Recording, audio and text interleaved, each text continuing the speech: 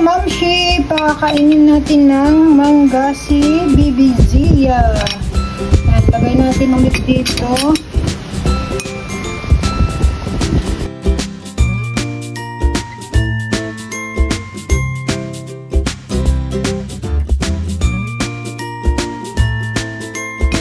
Ang tamis, Bibi Zia.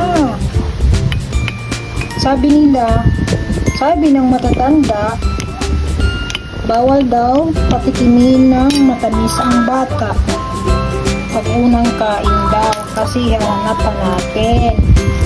Yun ang kasabihan nila. So ayan, nakahanda na. So pakain natin kay Zia. Bibi Zia.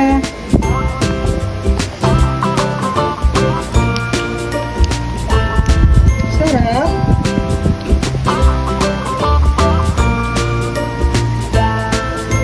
Tamis yun na. Tamis, diba? Ay! Diba? Gusto niya. Yummy! Yummy, Zia! Yummy!